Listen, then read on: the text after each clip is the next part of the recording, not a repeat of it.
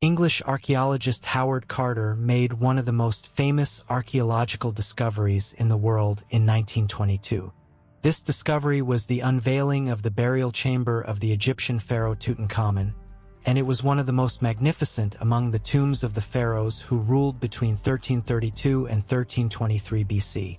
Archaeological studies had been conducted in the region for many years, and many burial chambers of pharaohs had been reached. However, Tutankhamun's burial chamber was the most splendid among those discovered until that day. The location of his tomb prevented the valuable belongings buried with him from being plundered by robbers for thousands of years. Thus, Tutankhamun's precious belongings could emerge, almost in their original state, about 300 years after his death. Before delving into Tutankhamun's life, let's take a look at these belongings and try to gather information about him. The first of these items was the death mask made of gold that belonged to the pharaoh. The mask, 53 centimeters long and weighing approximately 10 kilograms, portrayed Tutankhamun as calm, powerful, and self-assured. At the top of the head, there were symbols representing the rule of Egypt, a cobra, and at the bottom, figures of vultures representing the rule of Upper Egypt. His eyes were made of obsidian and quartz, while other parts were covered with gold and precious stones. Tutankhamun's death mask mesmerized everyone present, including the English archaeologist Carter. Another intriguing item found in the burial chamber was Tutankhamun's gold-plated throne. Since ancient Egyptians generally sat on the ground or low stools, chairs were a symbol of wealth and power. Tutankhamun's throne was covered with gold and silver plates, and intricately decorated with colored stones to better reflect the pharaoh's absolute power. The legs of this approximately 1 meter long throne were carved to resemble lion legs. At the backrest, where one would sit, there was an engraving depicting Tutankhamun and his wife Enkisenamun.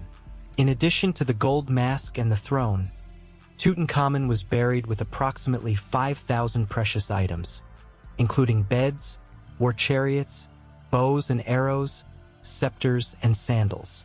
In addition to these items, the discovery of Tutankhamun's mummy was crucial. Studies conducted on his mummy provided valuable information about his health and physical appearance. Based on this information, it is not possible to say that Tutankhamun was a very healthy individual. It was determined that he suffered from an ailment causing the gradual swelling and pain of his left foot, preventing him from walking without using a cane. The 130 canes extracted from the burial chamber also served as an indication of how much he relied on a cane. In addition, it was known that Tutankhamun had many hereditary diseases such as cleft lip and scoliosis. Having so many hereditary disorders raised a question for researchers. Why did Tutankhamun have so many ailments? To learn the reasons behind this, researchers focused on the studies conducted on Tutankhamun's mummy and obtained significant information. Genetic analysis conducted on Tutankhamun's mummy confirmed that his father was Akhenaten. His DNA also matched with another mummy identified as a young woman. Genetic tests concluded that this mummy was Akhenaten's sister. In other words, Tutankhamun's mother and father were siblings. This was quite an unusual situation for some societies. However, sibling marriages were quite common in ancient Egypt. Pharaohs often married people from their own lineage. The same applied to Tutankhamun's parents, resulting in Tutankhamun having to cope with various hereditary diseases. Tutankhamun's reign lasted approximately 10 years. This could be considered a relatively short rule.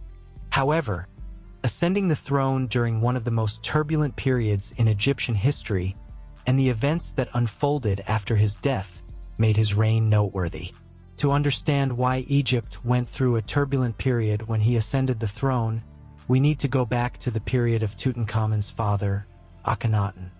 The fourth Amenhotep ascended to the throne in Thebes in 1353 BC after the death of his father, the third Amenhotep. Before his reign, Egypt had a polytheistic belief, and the most revered god among them was considered Ammonius. However, Amenhotep rejected worshipping Ammonius, changed his name to Akhenaten, meaning servant of Aten, and declared the sun god Aten as the sole god. Subsequently, he stripped the priests of Ammonius of their powers and rendered the temples of Ammonius unusable. During his reign, Egypt was often in turmoil. Instead of going on campaigns and dealing with the country's external affairs, he focused on establishing his religious reforms. When he came to power, Thebes, which was the capital of Egypt, overflowed with the grand temples of the old gods, particularly being the central location of the worship of the god Ammonius. However, Pharaoh Akhenaten wanted to build a new capital that would be the center of his religion. He chose the city of Amarna, passing through the traditional capital of Egypt, Memphis, and the existing capital of Thebes. He named the city Akhetaten, which means horizon of Aten. The Aten temple built in the city was left open to allow the visibility of the sun, unlike other temples. Similarly, the royal palace was constructed with an open upper part. Akhenaten designed his newly established capital entirely to be suitable for the worship of Aten and made sure that the city's inhabitants did not oppose him. This way, he would feel safe as long as he stayed in the capital because he was aware of the people's justified anger towards him. During this period, Akhenaten's focus on the religious revolution allowed him to expand the territories of many neighboring states. Moreover, one of these states was the Hittites.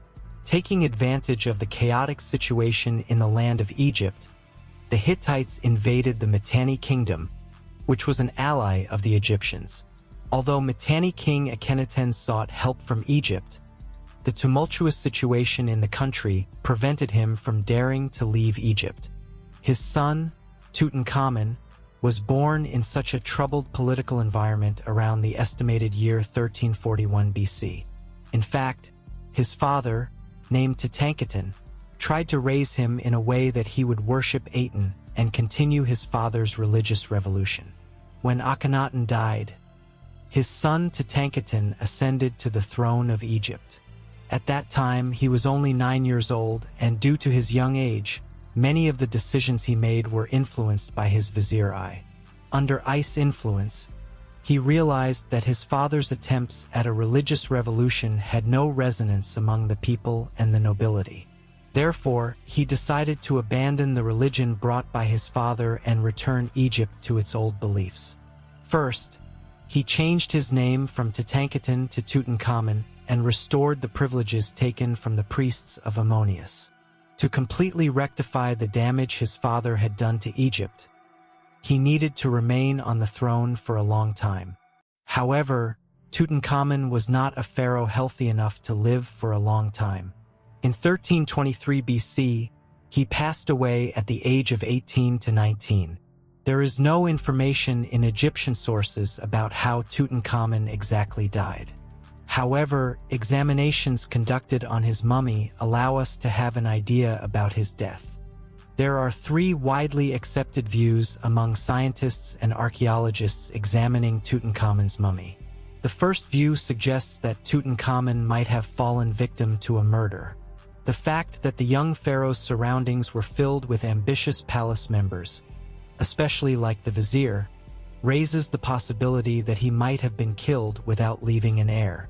The starting point of this claim is the damage detected on Tutankhamun's skull. However, many scientists believe that this damage on Tutankhamun's skull might have occurred during the removal of the mummy by archaeologists or during the mummification process. Another view is that Tutankhamun might have died by falling from his war chariot. The injuries detected on the rib bones of Tutankhamun's mummy support this possibility. However, it is not definitively known whether these injuries occurred before or after the young pharaoh's body was mummified. Along with these possibilities, one prevalent opinion is that Tutankhamun's early death might be attributed to his numerous genetic disorders, indicating that he was significantly weakened by them. Therefore, another widespread belief is that Tutankhamun might have died prematurely due to the consequences of inbreeding within his family. However, the question of what exactly caused Tutankhamun's death remains unresolved. Tutankhamun's death was an unexpected event among both the common people and the nobility. Due to his young age at the time of ascending to the throne, he was expected to rule over Egypt for a long time. Construction of his burial chamber had begun when he ascended the throne, and it was planned that he would be buried in this burial chamber when he aged and died. However, Tutankhamun died so much earlier than expected that the construction of his burial chamber had not yet been completed. According to Egyptian traditions, pharaohs needed to be buried within 72 days at the latest after their death. However, it seemed unlikely that the construction of Tutankhamun's tomb would be completed within this time frame. Therefore, Tutankhamun's mummy and precious belongings were buried in another burial chamber, which had been built for another noble. This might seem unfortunate for Tutankhamun. However, being buried in a relatively modest burial chamber helped his tomb escape the attention of grave robbers. Thus, his mummy and belongings remained intact for about 3,300 years. Tutankhamun did not leave an heir before his death. He had 2 daughters, but both died in infancy due to hereditary diseases. After his death, the rule of Egypt passed to his wife, Enkisenamun.